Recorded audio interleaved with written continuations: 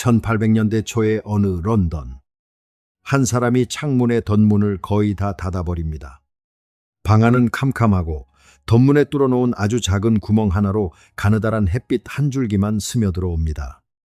먼지가 그 빗줄기 속에서 둥둥 떠다니는 게 보일 만큼 방은 고요합니다. 그 사람은 빗줄기 앞에 아주 가느다란 무언가를 세워 빛을 둘로 살짝 갈라놓습니다. 그리고 반대편 벽을 가만히 바라봐요. 상식대로라면 벽에는 밝은 띠 2개가 나란히 찍혀야 합니다. 빛이 작은 알갱이라면 2갈래로 나뉘어 날아간 알갱이들이 벽의 2자리를 각각 때릴 테니까요.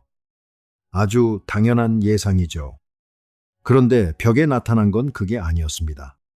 밝고 어두운 줄무늬가 여러 줄 규칙적으로 쭉 그어져 있었어요. 밝은 띠 옆에 어두운 띠, 그 옆에 다시 밝은 띠. 마치 잔잔한 연못에 돌멩이 2개를 나란히 던졌을 때 두 물결이 퍼져나가다 만나서 어떤 자리는 부풀고 어떤 자리는 착 가라앉는 딱 그 무늬였습니다. 물에서만 보던 그 무늬가 지금 빛에서 나타난 거예요. 이건 알갱이가 절대로 만들 수 없는 모양입니다. 알갱이 2줄기를 쏘면 자국이 2개 나야지 밝고 어두운 띠가 번갈아 여러 줄 생길 이유가 없으니까요. 이 사람의 이름은 토머스 영입니다. 오늘 저희 파인만의 길에서 다뤄보려는 건 바로 저 캄캄한 방에서 시작된 아주 불편한 질문 하나예요. 오해는 마세요. 빛이 알갱이냐 파동이냐 그 물리 문제를 정답 맞히기 하듯 풀어드리려는 게 아닙니다. 저는 그보다 훨씬 뒤에 있는 이야기를 하려는 거예요. 우리가 흔히 이건 과학적으로 증명됐어라고 말할 때 그 과학적으로라는 말이 도대체 무슨 뜻인지에 대한 이야기입니다. 왜 우리는 어떤 말에 과학적이라는 딱지가 붙는 순간 반사적으로 그럼 믿어야지 라고 고개를 끄덕이게 되는 걸까요? 그리고 정말로 과학은 우리가 믿는 그 진리를 말해주고 있는 걸까요? 자, 여기서 잠깐 우리 자신의 이야기로 넘어와 볼게요. 여러분, 하루에 과학적이라는 말을 몇 번이나 들으시는지 아세요? 아침에 스마트폰을 켜면 연구 결과에 따르면 으로 시작하는 기사가 뜨고 퇴근길 지하철 광고판에는 과학적으로 입증된 이라는 문구가 큼지막하게 붙어 있습니다. 그 말을 보는 순간 우리 마음속에서 무슨 일이 일어나죠? 아주 미묘하지만 분명한 일이 일어납니다. 어깨에 힘이 스르륵 풀리면서 그럼 맞는 거겠지 하고 판단을 슬쩍 내려놓게 돼요. 마치 그 단어가 여기서부터는 의심 안 하셔도 됩니다라는 통행증처럼 작동하는 겁니다. 저는 이게 아주 이상하다고 생각합니다. 왜냐고요? 생각해 보세요. 우리는 정치인의 말은 의심하고 광고는 걸러듣고 친구의 자랑도 반쯤 깎아서 듣습니다. 그런데 유독 과학적이라는 딱지가 붙으면 그 앞에서만은 방어를 탁 풀어버려요. 마치 과학이 인간이 도달할 수 있는 마지막 진리, 더 이상 흔들리지 않는 단단한 바닥인 것처럼요. 우리 대부분은 과학을 이렇게 그림 그리고 있습니다. 세상에는 정해진 정답이 있고 과학자들은 그 정답을 하나씩 캐내는 사람들이며 교과서에 실린 내용은 이미 캐낸 정답의 목록이다. 그러니 과학적으로 증명됐다는 건 이건 이제 확정된 진리다와 같은 말이다. 그렇게요. 참 자연스러운 그림이죠. 저도 오랫동안 그렇게 믿었습니다. 그런데 말입니다. 바로 이 그림 안에 아주 치명적인 오해가 하나 숨어 있어요. 그리고 그 오해를 걷어내는 순간 여러분이 과학을 대하는 마음 자체가 조금 달라질 겁니다. 더 얕은 신뢰가 아니라 오히려 더 깊고 단단한 신뢰로요. 그 이야기를 하기 위해 우리는 다시 저 캄캄한 방으로 뉴턴 앞에 선 토머스 영에게로 돌아가야 합니다. 왜냐하면 과학이 진리인가라는 질문에 대한 가장 정직한 대답은 추상적인 설교가 아니라 실제로 과학이 걸어온 그 울퉁불퉁한 길 안에 들어있거든요. 먼저 토머스 영이 살던 시대의 공기부터 느껴보셔야 합니다. 그가 저 줄무늬를 봤을 때 세상에는 이미 흔들 수 없는 하나의 이름이 서 있었습니다. 아이작 뉴턴입니다. 그는 그냥 똑똑한 학자 정도가 아니었어요. 그는 사과가 나무에서 떨어지는 일과 저 하늘의 달이 지구를 도는 일이 사실은 완전히 똑같은 하나의 힘 때문이라고 말한 사람입니다. 땅의 법칙과 하늘의 법칙이 따로 있는 게 아니라 하나라는 거예요. 그러고는 그 힘이 어떻게 작용하는지를 손에 꼽을 만큼 단순한 규칙 몇 개로 요약해버립니다. 물체에 힘을 주면 그만큼 속도가 변한다. 무거운 것끼리는 서로 끌어당긴다. 딱 이런 식으로요. 수식 같은 건 오늘 하나도 안 쓰겠습니다. 중요한 건 이 단순한 규칙 몇 개로 세상 거의 전부의 움직임을 설명할 수 있었다는 겁니다. 이게 얼마나 무서운 일이었는지 예를 하나만 들어볼게요.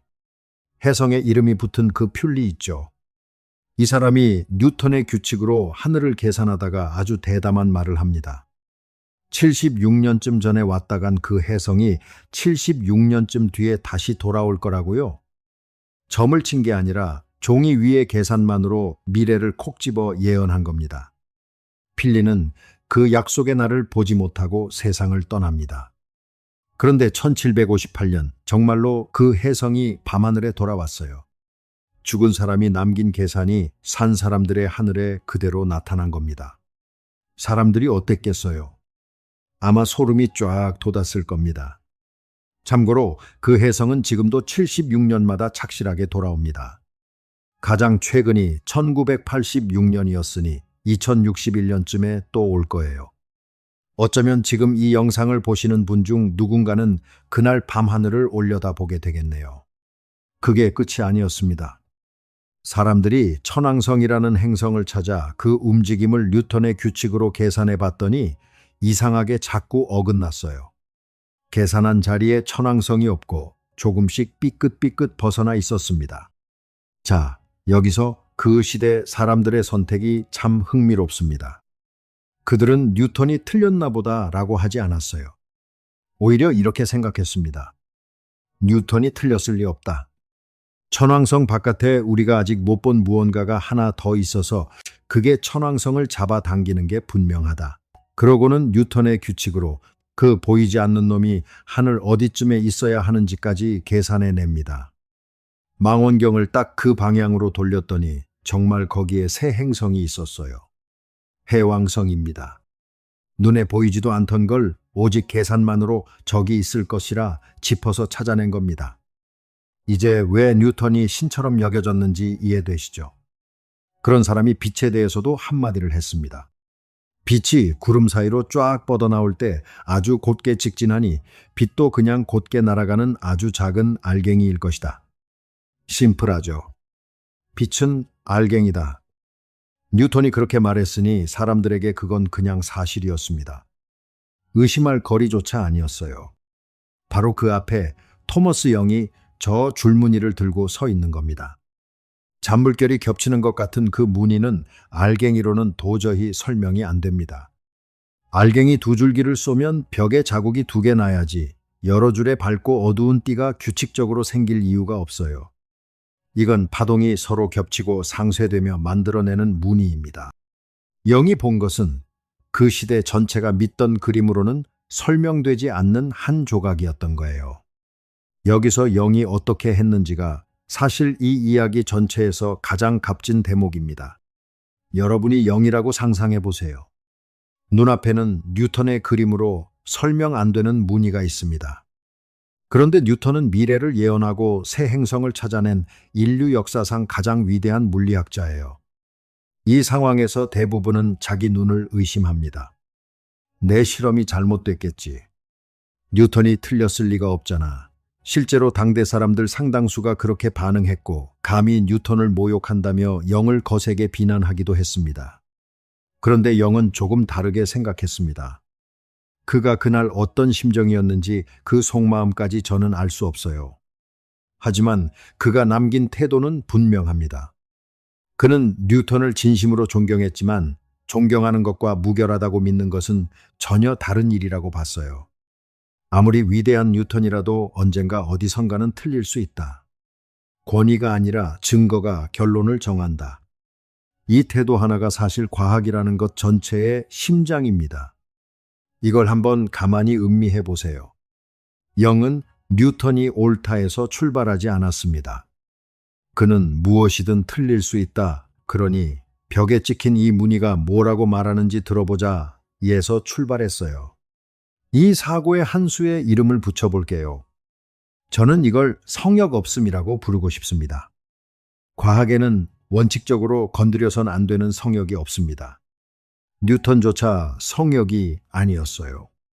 이건 나중에 한 철학자가 더 날카롭게 다듬어낸 생각이기도 한데요. 어떤 주장이 과학이 되려면 틀렸다는 걸 보여줄 방법이 반드시 있어야 한다는 겁니다. 무슨 결과가 나와도 거봐, 내 말이 맞지로 다 흡수해버리는 주장은 아무리 그럴듯해도 과학이 아니에요. 반박당할 틈을 활짝 열어두는 것, 그게 오히려 과학의 자격 조건입니다. 참 이상하죠. 틀릴 수 있어야만 과학이라니. 이걸 일상의 언어로 바꿔볼게요. 여러분 주변에 이런 사람 한 명쯤 있으실 겁니다. 무슨 일이 일어나든 다 자기 이론으로 설명해버리는 사람요. 주가가 오르면 거봐, 내가 오른다고 했지. 내리면 거봐, 내가 조심하랬지. 어떤 결과가 나와도 자기가 맞았다고 하는 사람. 우리는 그런 사람을 신뢰하지 않습니다. 왜냐하면 그 사람의 말은 애초에 틀릴 수가 없게 짜여 있거든요. 틀릴 수 없는 말은 사실 아무것도 말하지 않은 것과 같습니다. 과학은 정확히 그 반대의 길을 갑니다. 과학은 자기 목을 스스로 도마 위에 올려요. 만약 이 실험에서 이런 결과가 나오면 내 이론은 틀린 겁니다. 라고 미리 못을 박아둡니다. 토머스 영의 줄무늬가 무서웠던 건 바로 그래서예요. 그건 뉴턴의 그림이 여기서 틀린다고 가리키는 도마 위의 증거였으니까요. 그러니 다시 말씀드립니다. 과학이 위대한 건 한 번도 안 틀려서가 아닙니다. 틀릴 수 있는 방식으로 자기를 세상 앞에 내놓기 때문이에요. 그리고 실제로 틀렸다는 게 드러나면 아프더라도 그 자리를 내주기 때문입니다. 이게 정치나 종교나 미신과 과학을 가르는 가장 깊고 중요한 선입니다. 자, 그러면 이 성역 없음이라는 한 수를 손에 쥐고 이제 오늘의 진짜 질문으로 걸어 들어가 봅시다. 과학은 진리인가? 우리가 학교에서 배운 그 깔끔한 결론들은 세상의 최종 정답일까요? 아니면 지금 이 순간 우리가 가진 가장 덜 틀린 그림일 뿐일까요? 만약 후자라면 그건 과학의 약점일까요? 아니면 오히려 가장 큰 힘일까요? 영이 본 저 줄무늬는 이 질문의 시작일 뿐입니다. 아직 가장 기묘한 부분은 꺼내지도 않았어요. 그런데 여기서 여러분이 아주 자연스럽게 한 가지를 물으셔야 합니다. 잠깐만요. 뉴턴의 규칙으로 행성이 어디에 있을지 계산하려면 태양이 얼마나 무거운지, 그 행성이 얼마나 무거운지를 먼저 알아야 하잖아요. 그 무게는 도대체 어떻게 된 걸까요? 태양을 저울에 올려볼 수도 없는데 말이죠. 저는 이 대목이 과학이 어떻게 일하는지를 보여주는 정말 아름다운 장면이라고 생각합니다. 핵심은 이겁니다. 뉴턴의 규칙 안에는 두 물체가 서로 얼마나 세게 당기는지를 정해주는 어떤 값 하나가 들어 있습니다. 이 값만 정확히 알면 나머지는 도미노처럼 줄줄이 풀려요. 내 몸무게를 알면 지구의 무게가 나오고, 지구의 무게를 알면 태양의 무게가 나오고, 그러면 다른 행성들의 무게까지 차례로 나옵니다. 문제는 이 값이 너무너무 작다는 거였어요. 우리 주변의 물건들도 서로 아주 살짝 당기고는 있는데 그 힘이 하도 미약해서 도무지 느낄 수가 없습니다. 캐번디시라는 사람이 이걸 제기로 합니다. 1700년대 말이에요. 그는 무거운 납덩이 두 개를 가느다란 실의 매단 막대 양쪽 끝에 있는 작은 공 가까이에 가져다 놓습니다. 두 물체가 서로 당긴다면 그 막대가 아주 조금 비틀릴 겁니다. 그런데 그 비틀림이 얼마나 작을지 상상해 보세요. 눈으로는 도저히 보이지 않는 미세한 움직임입니다. 여기서 캐번디시의 재치가 빛납니다. 그는 막대에 작은 거울을 하나 붙이고 멀리서 그 거울에 빛을 쏘았어요.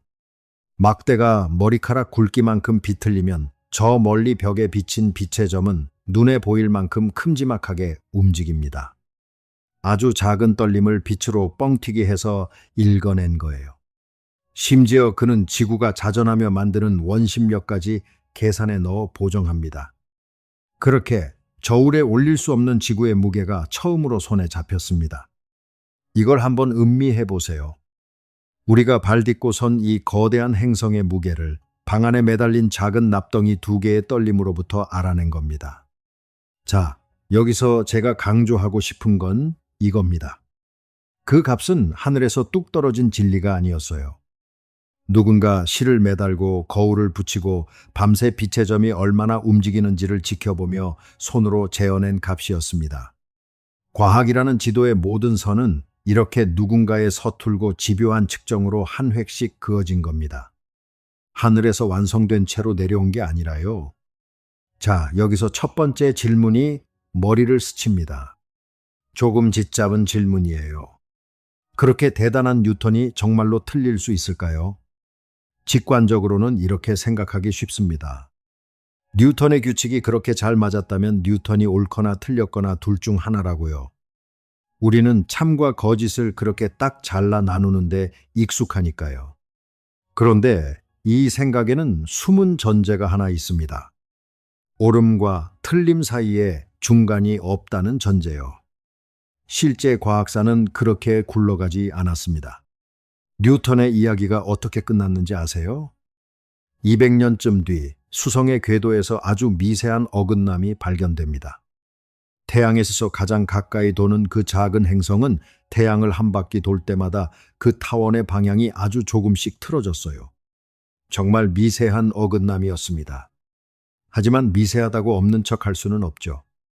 천왕성 때 통했던 수법, 그러니까 보이지 않는 행성이 하나 더 있어서 그런 거야를 여기서도 써봤어요. 수성 안쪽에 아직 못 본 행성이 있다고 가정하고 열심히 찾았습니다. 그런데 이번엔 아무리 뒤져도 그런 행성은 없었어요. 결국 이 작은 어긋남 하나가 200년을 군림한 뉴턴의 왕좌의 균열을 냅니다. 이걸 정확히 설명해낸 건 아인슈타인이었어요. 그의 그림은 뉴턴과 완전히 달랐습니다. 무거운 것은 그 주위의 공간과 시간 자체를 마치 팽팽한 천 위에 놓인 볼링공처럼 움푹 휘게 만들고 다른 것들은 그 휘어진 바닥을 따라 굴러간다는 거였죠.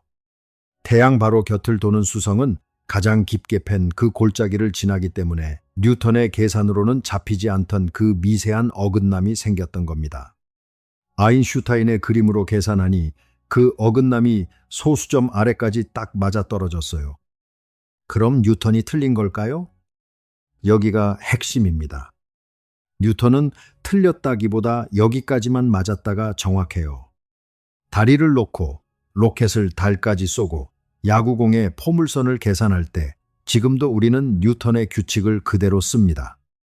그걸로 충분히 정확하거든요. 인류가 우주선을 화성으로 보낼 때도 대부분의 계산은 뉴턴의 규칙으로 합니다. 아인슈타인의 이론은 뉴턴을 쓰레기통에 버린 게 아니라 자기 안에 품으면서 더 넓은 영역까지 껴안은 거예요. 그러니까 뉴턴은 틀린 게 아니라 덜 틀렸던 겁니다. 그리고 아인슈타인은 완전히 옳은 게 아니라 조금 덜 틀린 거고요. 이 말이 처음엔 좀 이상하게 들리실 수 있습니다. 어떤 위대한 물리학자가 이런 취지의 말을 한 적이 있어요. 정확한 문장 그대로는 아니지만 그 뜻을 옮기자면 지구가 완벽한 공이라고 믿는 사람과 지구가 평평하다고 믿는 사람이 있을 때 둘 다 엄밀히는 틀렸지만 두 사람이 똑같이 틀린 건 결코 아니라는 겁니다. 지구는 사실 적도 쪽이 살짝 부푼 모양이니까요. 평평하다는 사람보다 공이라는 사람이 훨씬 덜 틀렸죠. 과학이 하는 일이 바로 이겁니다. 정답을 한 번에 손에 쥐는 게 아니라 어제보다 조금 덜 틀린 그림으로 한 걸음씩 나아가는 것. 저는 이 태도가 아직도 볼 때마다 든든합니다. 이걸 그림 하나로 담아볼게요. 이 영상 내내 저는 이 그림을 계속 들고 다닐 겁니다. 과학은 세상이라는 실제 땅을 그린 지도입니다.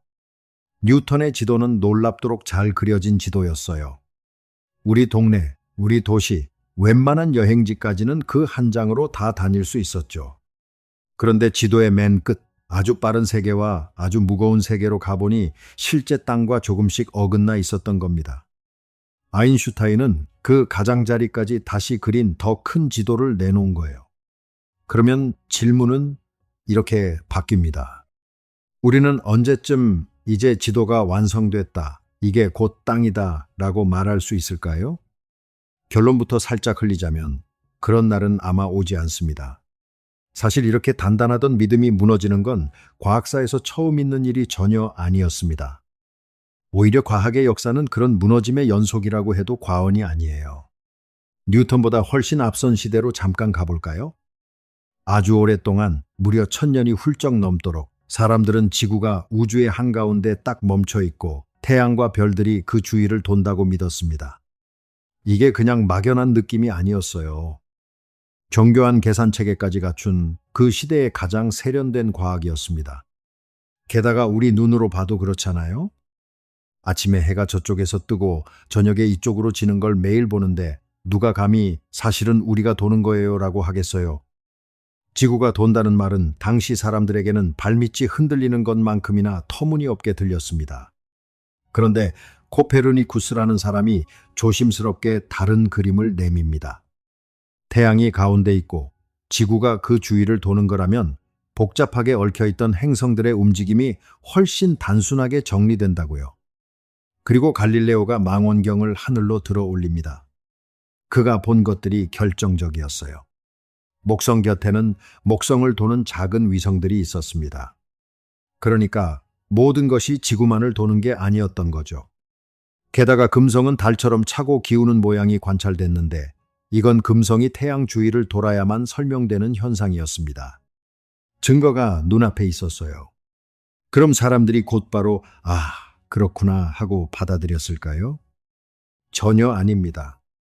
증거를 들이밀어도 사람들은 오래오래 거부했어요. 저는 이 대목에서 옛사람들을 비웃고 싶지 않습니다. 생각해 보세요. 평생 믿어 온 세계의 그림이, 그것도 발밑의 땅이 사실은 어지럽게 돌고 있다는 이야기를 하루아침에 받아들이는 게 어디 쉽겠어요. 하지만 증거는 사라지지 않고 계속 쌓였습니다. 한 조각 또 한 조각. 그리고 어느 순간 더 이상 옛 그림으로는 도저히 버틸 수 없는 지점에 이르렀을 때 사람들의 세계가 통째로 뒤집힙니다. 이렇게 세상을 보는 큰 틀이 한 번에 갈아 끼워지는 순간을 사람들은 나중에 특별한 이름으로 부르게 됩니다. 여기서 우리가 붙들어야 할 건 이거예요. 한때 가장 확실한 진리였던 것이 다음 시대에는 낡은 지도가 되어 밀려납니다. 천동설이 그랬고 이제 보시겠지만 뉴턴의 빛도 맥스웰의 파동도 그 길을 똑같이 걷게 됩니다. 이제 다시 빛으로 돌아가 봅시다. 이번 이야기가 좀 길어질 텐데 이게 오늘의 심장이거든요. 토머스 영 이후 빛이 파동이라는 증거는 계속 쌓여갔습니다. 그리고 맥스웰이라는 사람이 여기에 쐐기를 박아요. 그는 전기와 자기가 서로를 밀고 당기며 함께 출렁이는 파동, 그게 바로 빛이라는 걸 수학으로 증명해버립니다. 여러분이 지금 쓰는 와이파이, 라디오, 눈에 보이는 이 빛까지 전부 같은 전자기파의 형제라는 사실이 이때 밝혀지죠. 수학으로 딱 떨어지게 증명됐다는 건 그 시대 사람들에게 거의 종을 친 것과 같았어요. 자, 끝났다. 뉴턴은 틀렸고 빛은 파동이다. 이건 이제 진리다. 그렇게 다들 믿었습니다. 맥스웰의 시대의 빛이 파동이라는 건 오늘 우리가 지구는 둥글다를 믿는 것만큼이나 단단한 사실이었어요.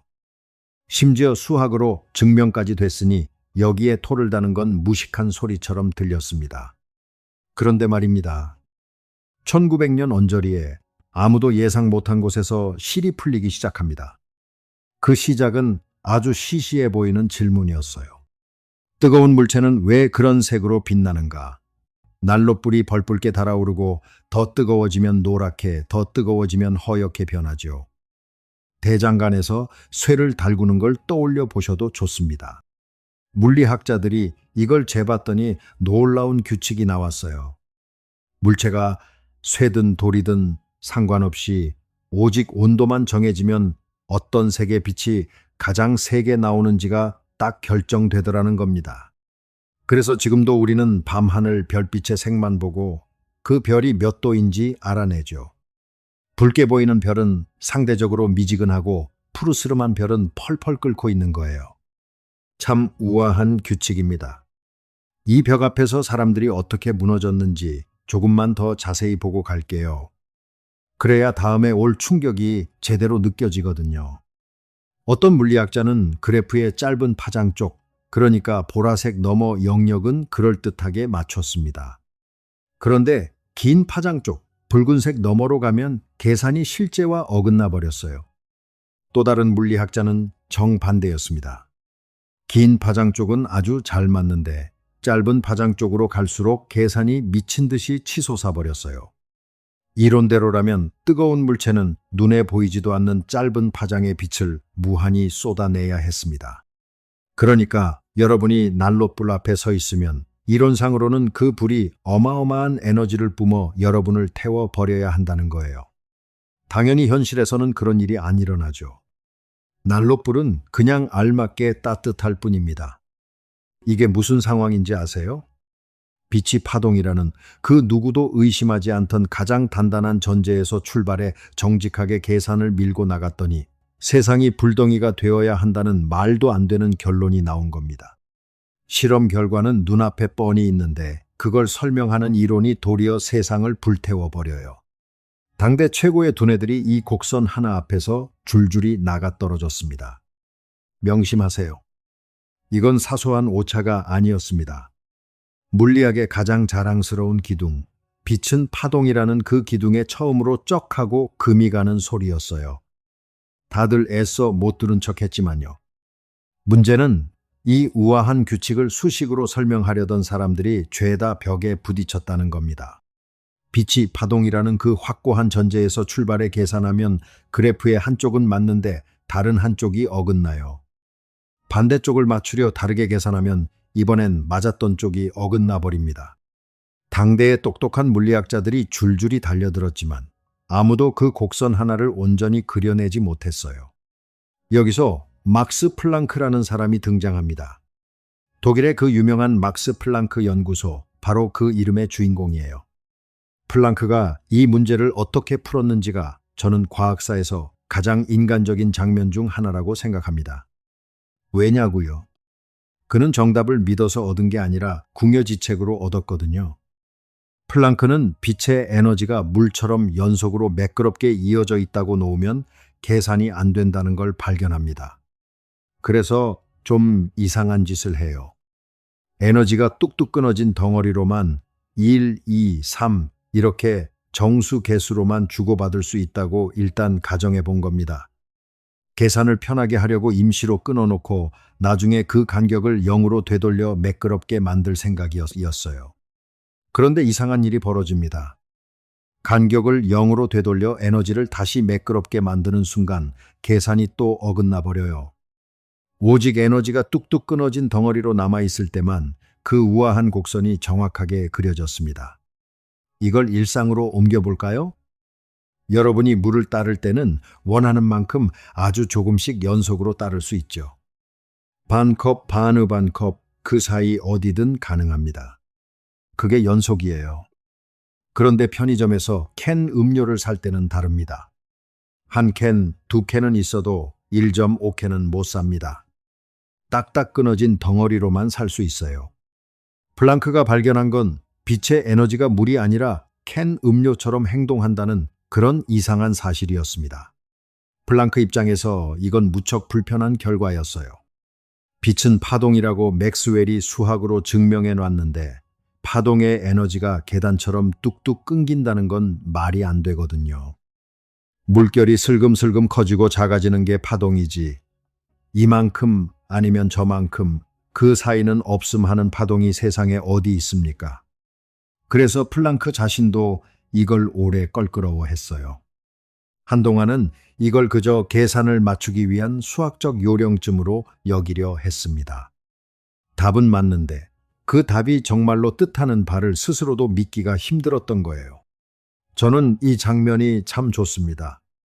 위대한 발견이 확신에 찬 선언이 아니라 찝찝함과 망설임 속에서 태어나는 아주 정직한 순간이니까요. 교과서는 늘 매끈한 결론만 보여주지만 실제 과학은 이렇게 껄끄러운 뒷맛과 함께 옵니다. 자, 여기서 상황이 진짜 기묘해집니다. 이 찝찝한 에너지 덩어리를 진짜로 받아들여 버린 사람이 나타나요. 아인슈타인입니다. 아, 상대성 이론 말고요. 아인슈타인이 노벨상을 받은 건 사실 이 빛 이야기 때문입니다. 그가 주목한 건 또 다른 이상한 실험이었어요. 금속에 빛을 때리면 그 안에 전자가 툭툭 튀어나옵니다. 지금 여러분 지붕에 붙은 태양광 패널이 바로 이 현상으로 전기를 만들죠. 그런데 이 결과가 파동 그림으로는 도무지 이해가 안 됐어요. 이 부분은 천천히 따라오셔야 합니다. 파동이라면 빛을 세게 때릴수록, 즉 파도를 크게 칠수록 튀어나오는 전자도 더 힘차게 나와야 합니다. 큰 파도가 배를 더 세게 밀어내듯이요. 그런데 실제로는 그렇지 않았어요. 빛을 아무리 세게 때려도 전자의 속도는 빨라지지 않고 단지 개수만 많아졌습니다. 그 대신 빛의 색깔을 바꿨더니 상황이 확 달라져요. 붉은 빛은 아무리 세게 퍼부어도 전자가 한 개도 안 나오는데 보랏빛으로 바꾸면 아주 약하게 비춰도 전자가 힘차게 튀어나왔습니다. 세기는 상관없고 색깔이 문지기 노릇을 한 거예요. 이게 파동 그림으로는 정말 말이 안 됩니다. 그런데 아인슈타인은 이걸 한 문장으로 정리해버려요. 빛이 알갱이라서 그렇다. 뉴턴이 옛날에 말했던 그 알갱이가 이런 식으로 돌아온 겁니다. 빛이 낱개의 알갱이 다발이고 알갱이 하나가 품은 에너지가 색깔에 따라 정해져 있다고 보면 전부 설명이 됩니다. 붉은빛 알갱이는 에너지가 작아서 아무리 많이 던져도 전자를 붙잡은 문턱을 못 넘고 보랏빛 알갱이는 하나하나가 에너지가 커서 몇 개만 와도 전자를 툭 걷어차냅니다.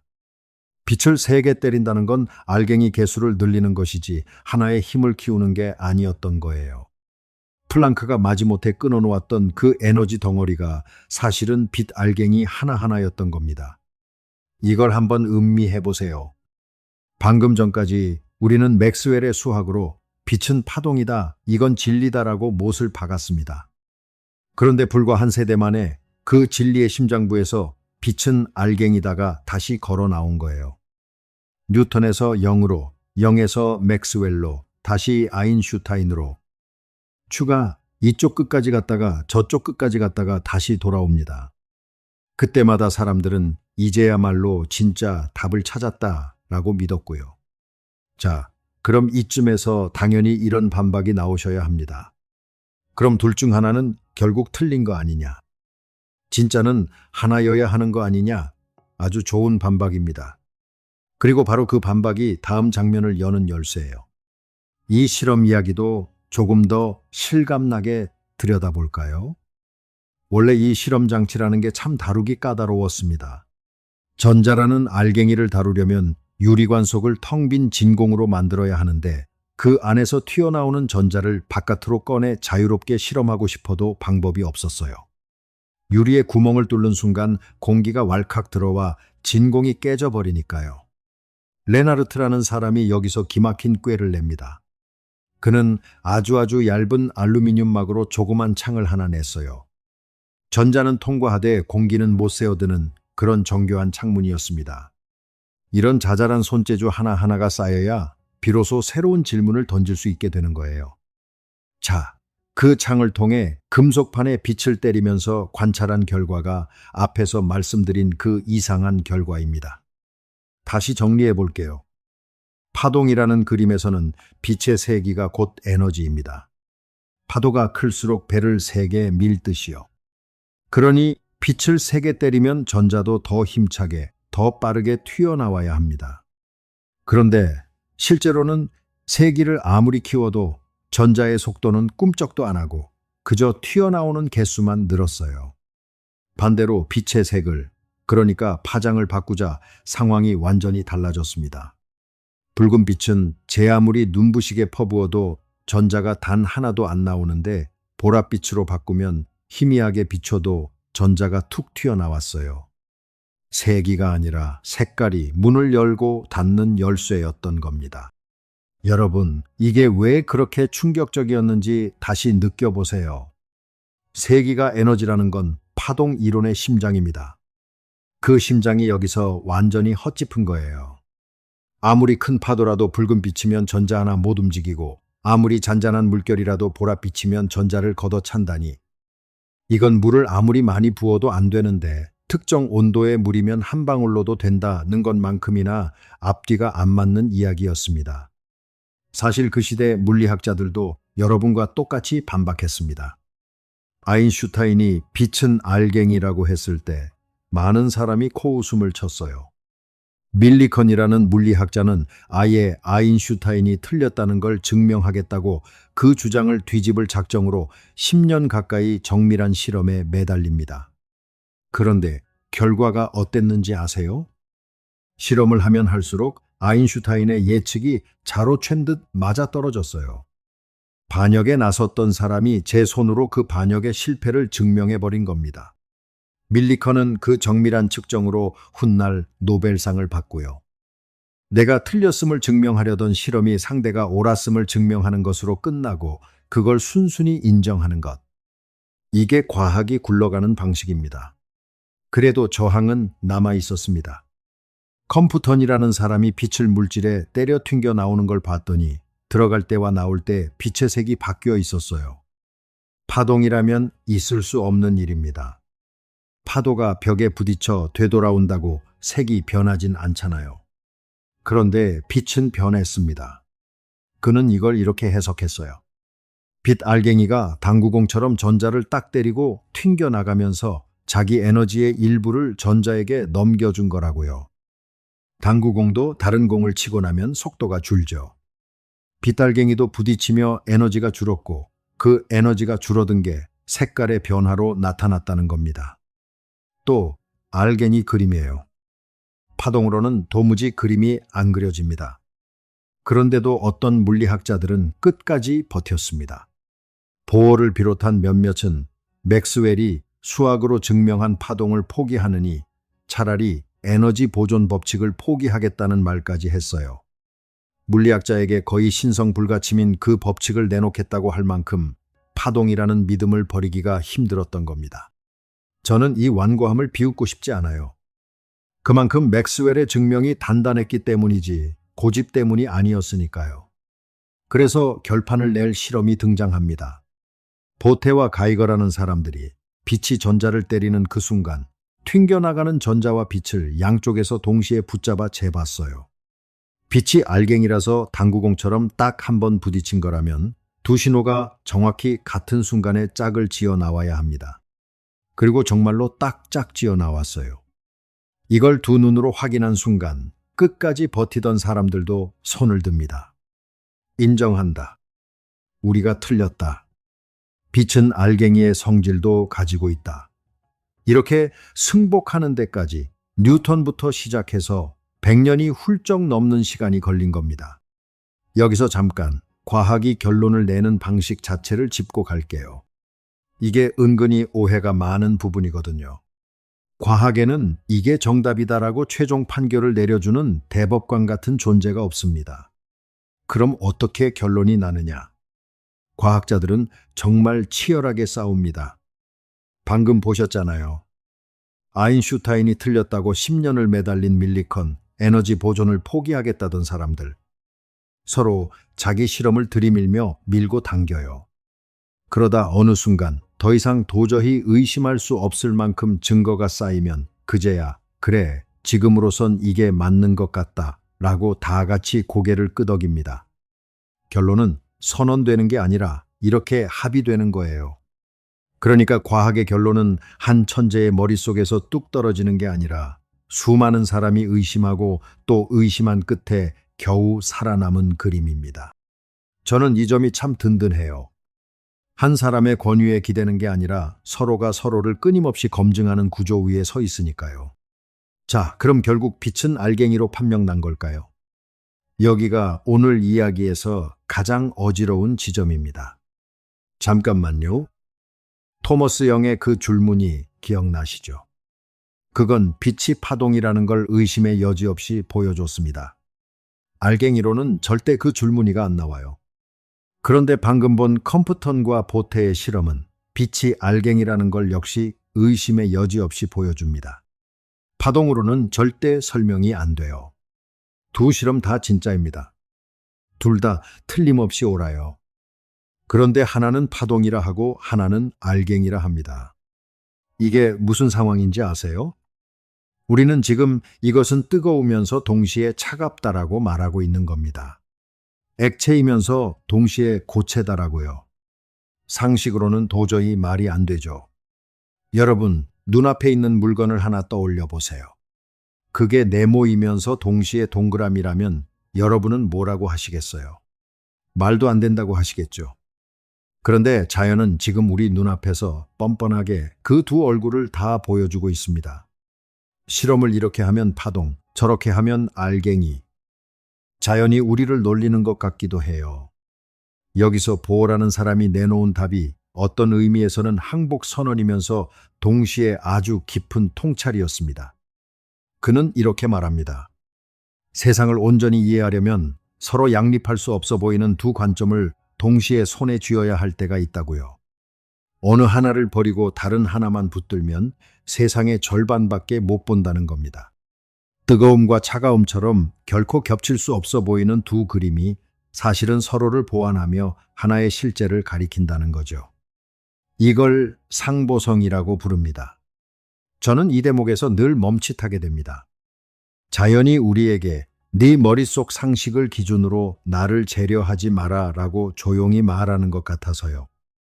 자, 이 이야기는 우리를 한층 더 깊고 불편한 질문으로 데려갑니다. 상상해 보세요. 여러분 앞에 다시 토머스 영의 그 장치가 놓여 있습니다. 구멍 2개, 그리고 반대편 벽. 빛을 아주 약하게 줄여서 알갱이 하나가 겨우 하나씩 뚝뚝 날아가도록 만들었다고 해봅시다. 알갱이가 하나씩 간다면 상식적으로는 두 구멍 중 하나를 통과해서 벽에 한 점을 콕 찍어야겠죠.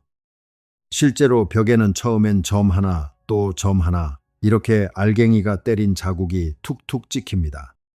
완벽하게 알갱이처럼 행동해요. 그런데 이 점들이 오래오래 쌓이면 어떻게 될까요? 놀랍게도 그 무수한 점들이 모여서 만들어내는 전체 무늬가 바로 그 파동의 줄무늬입니다. 알갱이 하나하나는 점을 찍었는데 그것들이 쌓이니 파동의 그림이 나타나는 거예요. 마치 알갱이 하나가 두 구멍을 동시에 지나가서 스스로와 겹친 것처럼요. 처음 들으면 이게 무슨 소리인가 싶으실 겁니다. 저도 그렇습니다. 이건 우리 머릿속 상식으로는 도저히 그림이 안 그려지는 일이에요. 그럼 여기서 가장 짓자는 질문을 하나 던져볼게요. 만약 우리가 두 구멍 앞에 아주 작은 감시장치를 놓고 알갱이가 도대체 어느 구멍으로 지나가는지 몰래 지켜본다면 어떻게 될까요? 직관적으로는 지켜보든 안 보든 결과는 똑같아야 합니다. 보는 게 무슨 상관이겠어요. 그런데 실제로는 그렇지 않습니다. 어느 구멍으로 가는지를 확인하는 순간 벽의 줄무늬는 스르륵 사라지고 그냥 알갱이 자국 두 뭉치만 남아요. 우리가 알갱이의 길을 물으면 자연은 알갱이의 얼굴로 답하고 그 질문을 거두면 다시 파동의 얼굴로 돌아옵니다. 이걸 한번 가만히 음미해 보세요. 여기서 우리가 배우는 건 어쩌면 빛의 정체보다 더 근본적인 겁니다. 우리는 세상을 있는 그대로 들여다본다고 믿지만 사실 우리가 손에 쥐는 건 언제나 우리가 던진 질문에 대한 답이에요. 파동이냐고 물으면 파동이라 답하고 알갱이냐고 물으면 알갱이라 답하는. 그러니 관측하기 전에 진짜 빛은 파동입니까? 알갱이입니까? 라는 질문은 어쩌면 아무도 안 볼 때 그 방은 무슨 색입니까?처럼 애초에 답이 정해질 수 없는 질문일지도 모릅니다. 물론 이 부분은 지금도 물리학자들 사이에서 해석이 갈리는 지점입니다. 그러니 저도 여기서 확언은 하지 않겠습니다. 다만 한 가지는 분명해요. 우리가 얻는 그림은 늘 우리의 질문, 우리의 측정 장치를 한번 통과한 그림이라는 것. 우리는 실제를 맨눈으로 직접 보는 게 아니라 언제나 무언가를 사이에 두고 봅니다. 자, 바로 이 생각이 오늘의 마지막 문을 엽니다. 그런데 여기서 아주 솔직하게 한 가지를 짚고 넘어가야 합니다. 이 상보성이라는 설명은 사실 왜 그런지에 대한 대답이 아니에요. 그냥 세상이 그렇게 생겨 먹었으니 받아들이자에 가깝습니다. 빛이 왜 그렇게 두 얼굴로 나타나는지 그 밑바닥의 이유는 지금도 물리학자들 사이에서 완전히 합의된 게 아닙니다. 양자역학을 어떻게 해석할지를 두고 지금 이 순간에도 진지한 물리학자들이 서로 다른 그림을 내밀며 다퉈요. 그러니 저도 여기서 이것이 세상의 최종 진리입니다 라고 말할 수 없습니다. 이건 지금 우리가 가진 가장 잘 맞는 그림일 뿐이에요. 그리고 저는 이렇게 솔직하게 여기까지는 알고 여기서부터는 우리도 모릅니다 라고 말하는 게 과학의 부끄러운 구석이 아니라 오히려 가장 미더운 부분이라고 생각합니다. 모르는 걸 모른다고 말할 수 있어야 아는 걸 안다고 할 때도 믿음이 가잖아요. 무엇이든 다 안다는 듯이 말하는 쪽을 저는 오히려 경계합니다.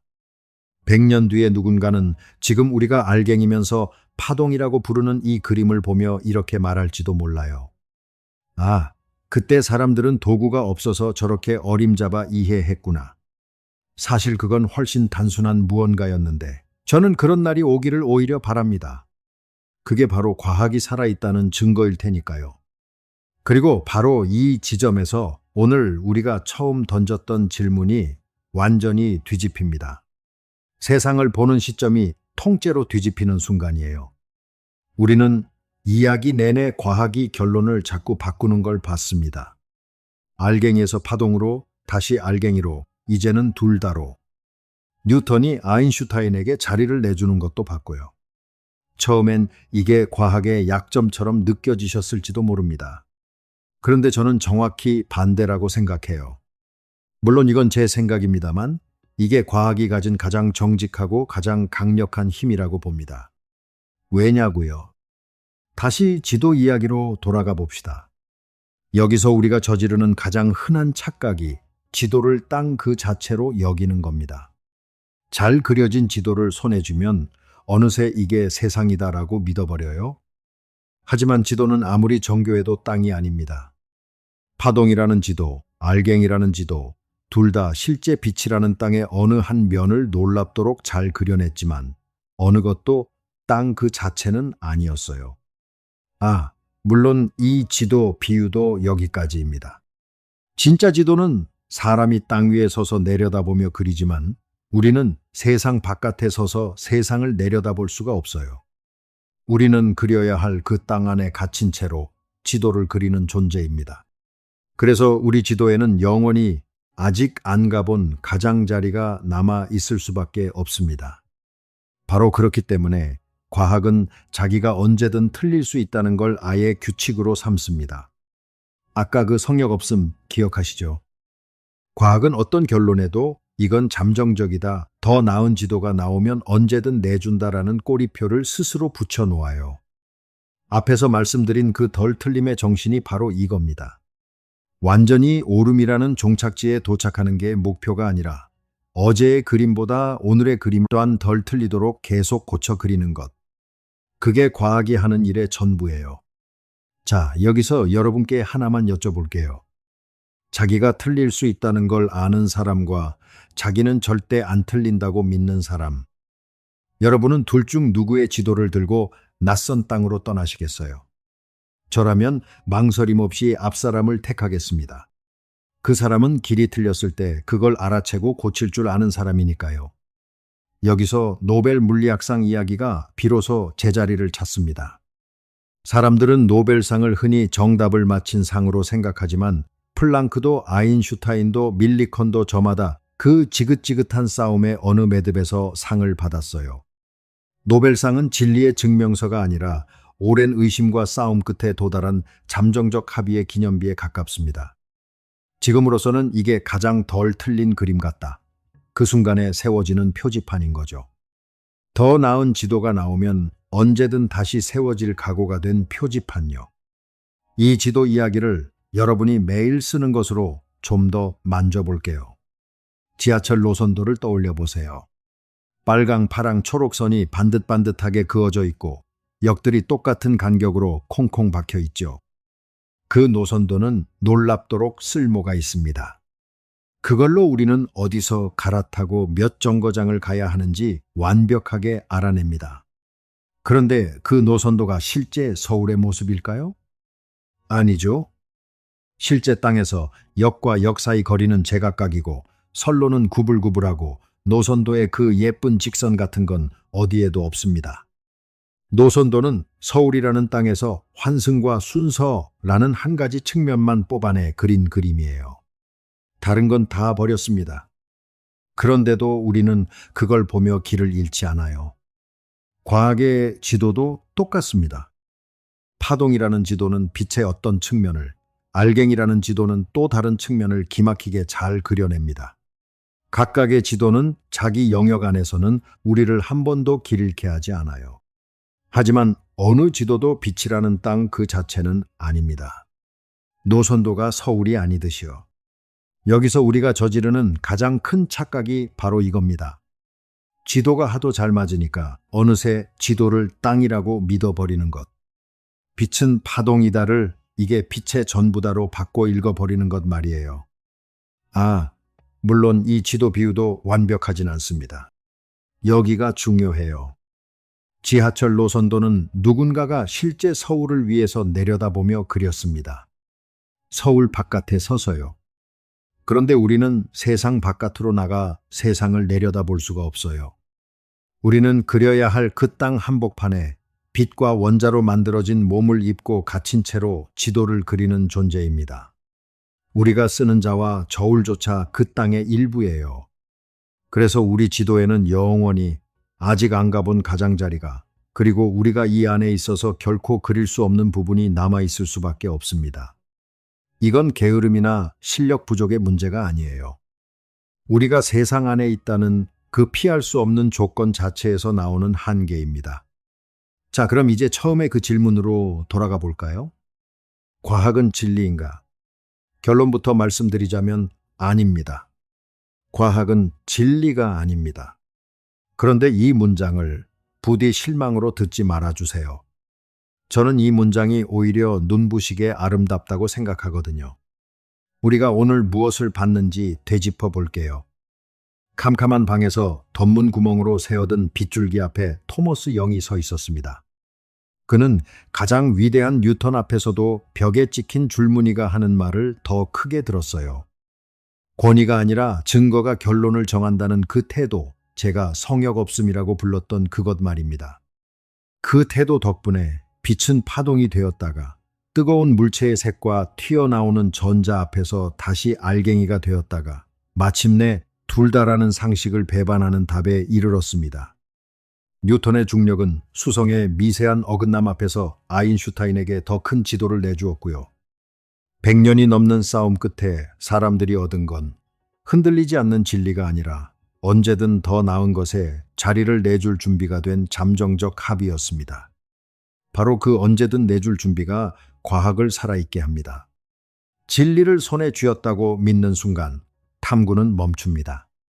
더 볼 것도 더 물을 것도 없으니까요. 천동설을 진리라 믿었다면 갈릴레오의 망원경은 필요 없었을 겁니다. 뉴턴을 완성된 진리라 믿었다면 아인슈타인은 수성의 그 미세한 어긋남을 그냥 지나쳤겠죠. 맥스웰의 파동을 최종 진리라 믿었다면 아무도 뜨거운 물체의 색을 다시 계산해보지 않았을 겁니다. 무너질 수 있다는 그 겸손함이 역설적으로 과학을 계속 앞으로 밀고 나가는 엔진이었던 거예요. 하지만 우리 지도에는 아직 안 가본 가장자리가 있다라고 인정하는 순간 세상은 다시 거대한 미지의 땅이 됩니다. 그 가장자리에 서서 다음 줄무늬를 기다리는 마음. 저는 그게 인간이 가질 수 있는 가장 겸손하면서도 가장 용감한 마음이라고 생각해요. 그리고 솔직히 고백하면 저는 이 질문을 오래 붙들고 있으면서 마음이 한결 가벼워졌습니다. 세상에 대해 다 알아야 한다는 압박, 정답을 손에 쥐고 있어야 한다는 부담을 조금 내려놓게 됐거든요. 우리는 그냥 지도를 그려나가는 중일 뿐이니까요. 그러니 여러분, 앞으로 누군가 이건 과학적으로 증명된 사실이야 라고 말할 때 그 말을 조금 다르게 들어보시면 좋겠습니다. 그건 절대 안 바뀌는 진리야라는 뜻이 아니라 수많은 사람이 의심하고 싸우고 검증한 끝에 지금으로서는 이게 가장 덜 틀린 그림이야 라는 뜻이니까요. 그 안에는 확신이 아니라 무수한 의심을 통과한 신뢰가 담겨 있습니다. 어떤 독담보다 훨씬 더 단단한 신뢰죠. 그리고 다음에 또 누군가 여러분 앞에서 이건 과학이 증명한 진리라며 대화를 끝내려 하거든 오늘 이 이야기를 살짝 떠올려 보세요. 뉴턴도 맥스웰도 한때는 그 증명된 진리였다는 것을요. 그렇다고 과학을 우습게 보라는 뜻은 결코 아닙니다. 오히려 그 반대예요.